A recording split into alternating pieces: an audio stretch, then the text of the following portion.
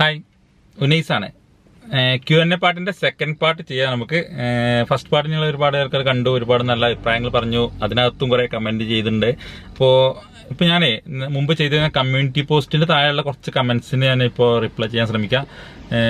കൂടുതലൊന്നും ചെയ്യാൻ കഴിയില്ല, ഒരുപാട് ക്വസ്റ്റ്യൻസ് വന്നിട്ടുണ്ട്, ഒരുപാട് ഡൗട്ട്സ് ഒരുപാട് ആൾക്കാർക്കുണ്ട്. ചിലതെല്ലാം സെപ്പറേറ്റ് വീഡിയോ ആയിട്ട് തന്നെ ചെയ്യണം. അപ്പൊ ഞാൻ ഇതിന് ചെയ്യാൻ പറ്റുന്ന കുറച്ച് വീഡിയോസിന്റെ കുറച്ച് ക്വസ്റ്റ്യൻസിന് ഞാൻ ആൻസർ പറഞ്ഞില്ല. ബാക്കിയുള്ളത് ഞാൻ എല്ലാം ചെയ്യും. ഇതിനകത്തുള്ള എല്ലാ ക്വസ്റ്റ്യൻസും നിങ്ങൾ ചോദിച്ച എല്ലാ ക്വസ്റ്റ്യൻസിനും ആൻസർ ചെയ്യുന്നുണ്ട്. ചിലതിന് നമുക്ക് സെപ്പറേറ്റ് വീഡിയോ വേണം, അതുകൊണ്ടാണ് ഞാൻ അങ്ങനെ ചെയ്യാത്തത്. അപ്പൊ അത് ഞാൻ എന്താണെന്ന് വെച്ചാൽ സെപ്പറേറ്റ് ആയിട്ട് നിങ്ങൾക്ക് വീഡിയോ ചെയ്തുതരാം. ഇപ്പൊ നമുക്ക് ജസ്റ്റ് ഒന്ന് നോക്കാം. ഞാനൊന്ന് മൊബൈലിൽ നിന്ന് എടുത്ത് നോക്കട്ടെ ഏതൊക്കെ ക്വസ്റ്റ്യൻസ് വന്നിട്ടുള്ളത്. കമ്മ്യൂണിറ്റി പോസ്റ്റിന് താഴെ വന്ന കുറച്ച് ക്വസ്റ്റ്യൻസ് നമുക്ക് ആദ്യം മുതൽ വന്ന ക്വസ്റ്റ്യൻസ് നോക്കാം. കുറച്ച്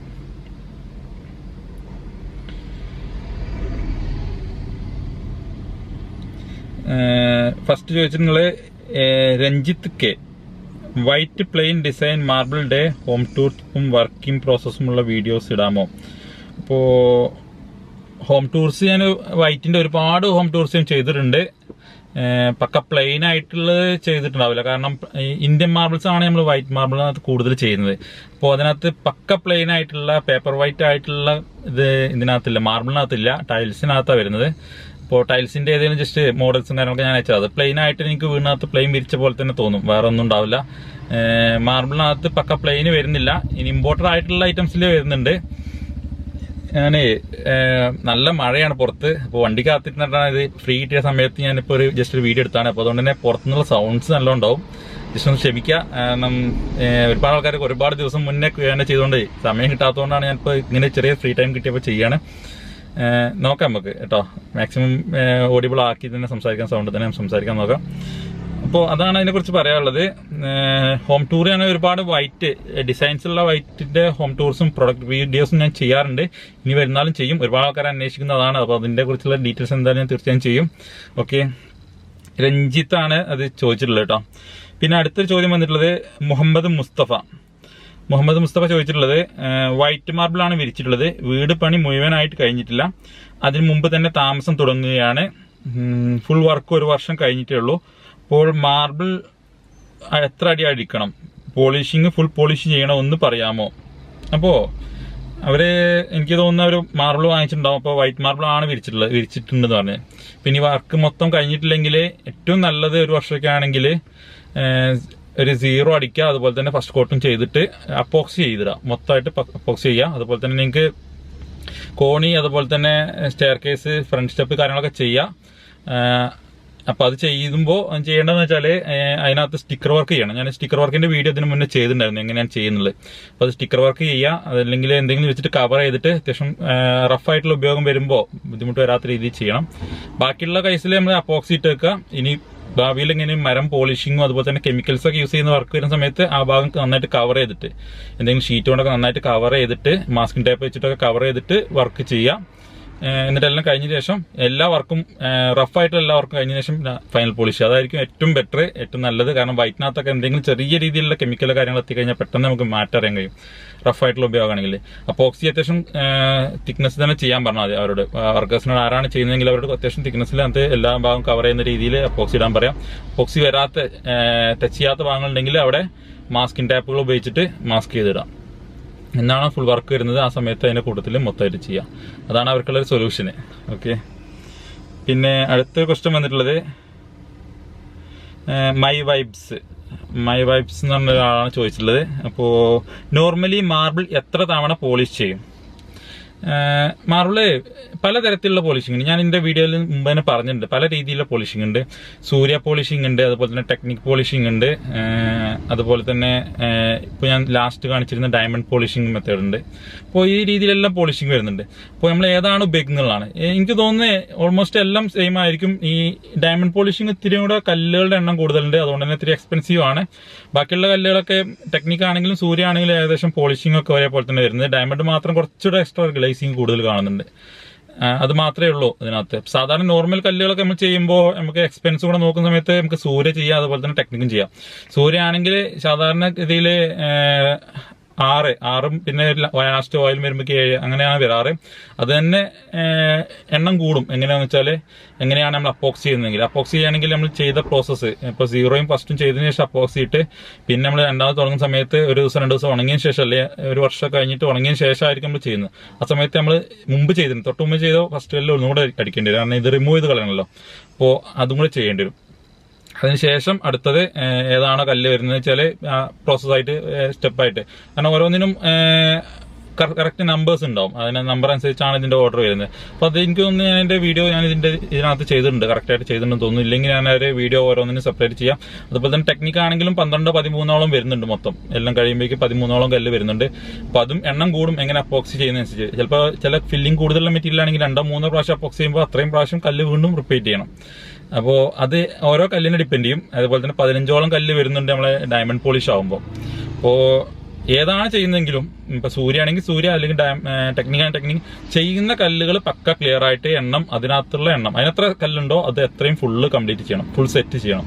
ഇപ്പോൾ പകുതി ചെയ്തിട്ട് ബാക്കി ചെയ്യാന്നുള്ള ഒരു ഓപ്ഷൻ വരുമ്പോഴാണ് ബുദ്ധിമുട്ട് വരാറ്.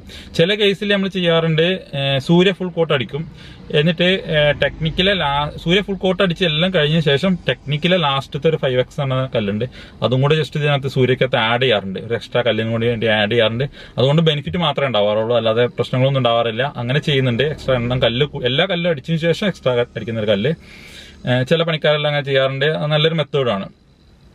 അപ്പോൾ ആ രീതിയിലാണ് വരുന്നത്. ഓരോ ഉപയോഗിക്കുന്ന ഏത് ടൈപ്പാണ് ഉപയോഗിക്കുന്നതനുസരിച്ചായിരിക്കും ഇങ്ങനെ വ്യത്യാസം വരാം. പിന്നെ ചോദിച്ച ചോദ്യം 1 മിനിറ്റ് പോയല്ലോ.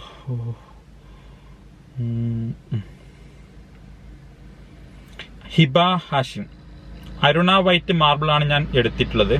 അത് വിരിച്ചിട്ടില്ല. ഇൻഷാ അല്ലാഹ് ലോക്ക്ഡൌൺ കഴിഞ്ഞാൽ വിരിക്കണം എന്നുണ്ട്. അതിന്റെ വിരിക്കുമ്പോൾ ശ്രദ്ധിക്കേണ്ട കാര്യങ്ങളൊന്ന് വിശദീകരിച്ച് പറഞ്ഞു തരണേ. കൂടെ അത് വിരിക്കാൻ നല്ല വർക്കേഴ്സിനെയും പരിചയപ്പെടുത്തി തരണം.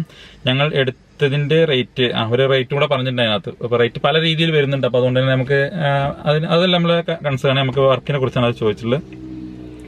വൈറ്റ് മാർബിൾ വിരിക്കുമ്പോൾ ഞാൻ എല്ലാ വീഡിയോയിലും പറയാറുണ്ട്, വൈറ്റ് മാർബിൾ വിരിക്കുമ്പോൾ നമ്മൾ വൈറ്റ് സിമെന്റ് യൂസ് ചെയ്യണം.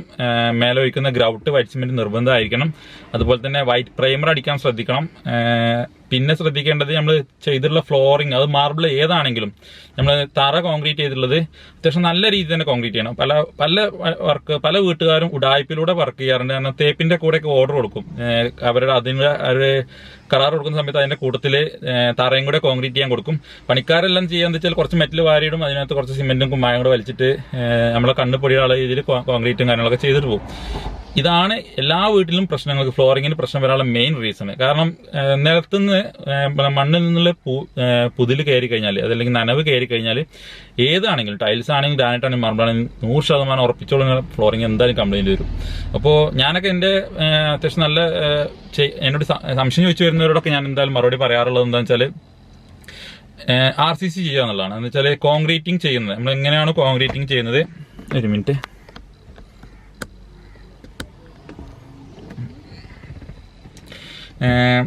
കോൺക്രീറ്റ് നമ്മൾ ഫ്ലോർ മേൽഭാഗം കോൺക്രീറ്റ് ചെയ്യല്ലോ, അതുപോലെ ചെയ്യണം. അതുപോലെ ചെയ്യാന്ന് പറഞ്ഞാൽ ജസ്റ്റ് അതിനകത്ത് ഉപയോഗിക്കുന്ന കമ്പി പോലെ തന്നെ, അത്ര തന്നെ കനലുള്ള കമ്പി അല്ല വേണമെന്നില്ല, കനം കുറഞ്ഞ കമ്പി ഇട്ടെങ്കിലും നമ്മൾ ഫ്ലോർ ചെയ്തിട്ട് ഒരു 4-5 ഇഞ്ചോളം വരുന്ന കോൺക്രീറ്റ്, അതൊരു 3 ഇഞ്ച് 3.5 ഇഞ്ചെങ്കിലും മിനിമം ചെയ്തിട്ട് നമ്മളത് നല്ല രീതിക്ക് അതിനകത്ത് മിക്സ് ചെയ്യുന്ന രീതിയിൽ തന്നെ അതിന്റെ സിമെന്റിന്റെയും മെറ്റലിന്റെയും മണലിന്റെയും റേഷ്യോ എടുത്തിട്ട് നമ്മൾ ഫ്ലോറിംഗ് പക്ക ക്ലിയർ ആയിട്ട് ചെയ്യണം.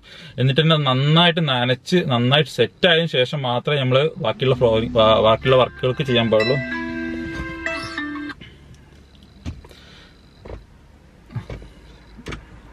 സോറി. അപ്പോൾ അതുകൊണ്ട് നമ്മൾ ശ്രദ്ധിക്കണം. അത് ഇനി വൈറ്റ് മാർബിൾ അല്ല, ഏതാണെങ്കിലും നമ്മൾ ശ്രദ്ധിക്കണം. അതുപോലെ തന്നെ പിന്നെ ഈ ചോദ്യത്തിൽ വന്നിട്ടുള്ള വൈറ്റ് മാർബിൾ ആണെന്ന് തോന്നുന്നു. വൈറ്റ് മാർബിൾ ആകുമ്പോൾ നമ്മൾ വൈറ്റ് പ്രൈമർ അടിക്കാൻ ശ്രദ്ധിക്കണം. വൈറ്റ് പ്രൈമർ ഇനി വൈറ്റ് എന്നല്ല, ഏതിനടിക്കുകയാണെങ്കിലും പ്രൈമർ അടിച്ചു കഴിഞ്ഞാൽ ഒരു ഗ്രിപ്പ് കിട്ടും. കാരണം അതുകൊണ്ട് തന്നെ നമ്മൾ ഭാവിയിൽ വരുന്ന എയർ പോലത്തെ പ്രശ്നങ്ങൾക്ക് ഒഴിവാക്കാൻ ഒരു പരിധിവരെ സഹായിക്കേണ്ടത്.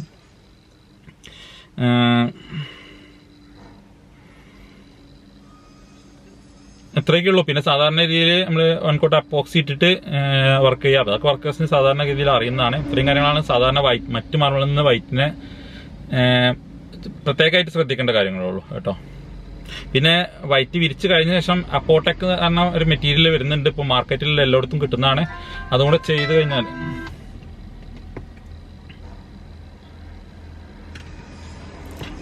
കഴിഞ്ഞാൽ നമുക്ക് എനിക്ക് തോന്നുന്നു ഈ വൈറ്റ് മാർബിൾ പൊതുവെ കുറച്ച് കെയർ ചെയ്ത് കൊണ്ടുനടക്കേണ്ട സംഭവമാണ്. നന്നായിട്ട് കെയർ ചെയ്യണം, അല്ലെങ്കിൽ ശരിക്കും ഒരു യെല്ലോ ഷെയ്ഡും കാര്യങ്ങളൊക്കെ വരും, കാരണം കളർ പിടിക്കാനൊക്കെ സാധ്യതയുണ്ട്. അതുകൊണ്ട് അപ്പോടെക് ആണെങ്കിൽ ഒരു 90% അതിന് നമ്മൾ റെസിസ്റ്റ് ചെയ്യും. ഓയിൽ അടിക്കുന്നതിന് പകരം ഈ അപ്പോടെക് എന്നുള്ള ഒരു മെറ്റീരിയൽ അപ്ലൈ ചെയ്ത് കഴിഞ്ഞാൽ എനിക്ക് തോന്നുന്നു ഒന്നുകൂടെ ഒരു റെസിസ്റ്റൻസ് പവർ കണ്ടിട്ടുണ്ട്. ഞാൻ ലൈവായിട്ട് എക്സ്പീരിയൻസ് ചെയ്തതാണ്. അപ്പോൾ അതുകൊണ്ടാണ് ഏറ്റവും 100% ഓക്കെ എന്നല്ലെങ്കിൽ 90% നമുക്ക് അതിനകത്ത് സേഫ്റ്റി പറയുന്നുണ്ട്. അപ്പോൾ അതുകൊണ്ടൊന്ന് യൂസ് ചെയ്യാൻ നല്ലതാണ്. ഇതൊക്കെയുള്ളൂ ഇതിനകത്ത്. പിന്നെ വർക്കേഴ്സിന് പറഞ്ഞാൽ സ്വന്തം നാട്ടിനകത്തുള്ള നല്ല വർക്കേഴ്സ് തന്നെ ഉണ്ടാവും, നാട്ടിനടുത്ത് തന്നെ ഉണ്ടാവും. അവരെ കൊണ്ട് തന്നെ നോക്കി ചെയ്യിക്കുക കേട്ടോ. അല്ലാതെ ഞാനെന്തായാലും പുറത്തോട്ടൊന്നും അങ്ങനെ വർക്കേഴ്സിന് അങ്ങനെ റിക്രൂട്ട് ചെയ്യുന്ന കാര്യങ്ങളൊന്നും ഇല്ല. അപ്പോൾ നിങ്ങൾ ജസ്റ്റ് ചെയ്യേണ്ടത് നിങ്ങൾ നാട്ടിൽ തന്നെയുള്ള വർക്കേഴ്സിനെ അന്വേഷിച്ചിട്ട് അവരെ വർക്കും കാര്യങ്ങളൊക്കെ കണ്ടിട്ട് അവർക്ക് വർക്ക് കൊടുക്കുക.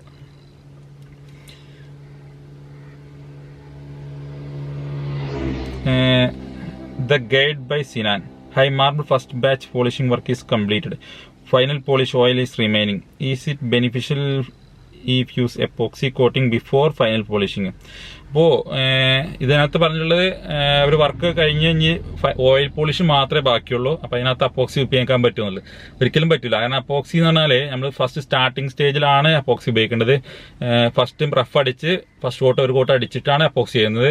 ലാസ്റ്റ് അപ്പോക്സി ചെയ്തിട്ട് നമുക്ക് റിമൂവ് ചെയ്തെടുക്കാൻ കഴിയില്ല, ഭയങ്കര റഫായിരിക്കും അത്. അപ്പോൾ അതുകൊണ്ട് തന്നെ നിങ്ങൾ അപ്പോക്സി ചെയ്താലും വീണ്ടും സ്റ്റാർട്ടിങ് മുതലുള്ള കല്ലുകൾ അടിച്ച് റിമൂവ് ചെയ്ത് ബാക്കി സാധാരണ മാർബിളിനകത്ത് എന്താണ് ചെയ്യുന്നത് അതേ പ്രോസസ്സ് വീണ്ടും സ്റ്റാർട്ട് ചെയ്യേണ്ടി വരും. അപ്പോൾ ഇനി അത് ചെയ്തിട്ട് കാര്യമില്ല. ഇനി ഫ്യൂച്ചറിൽ എങ്ങനെയും 10-15 വർഷം കഴിഞ്ഞിട്ട് നിങ്ങൾ റീപോളിഷിങ് കാര്യങ്ങളൊക്കെ ചെയ്യുന്ന സമയത്ത് നിങ്ങൾക്ക് അത് യൂസ് ചെയ്യാന്നുള്ളതേ ഉള്ളൂ. ഇനി അടുത്തൊരു ചോദ്യം വന്നിട്ടുള്ളത്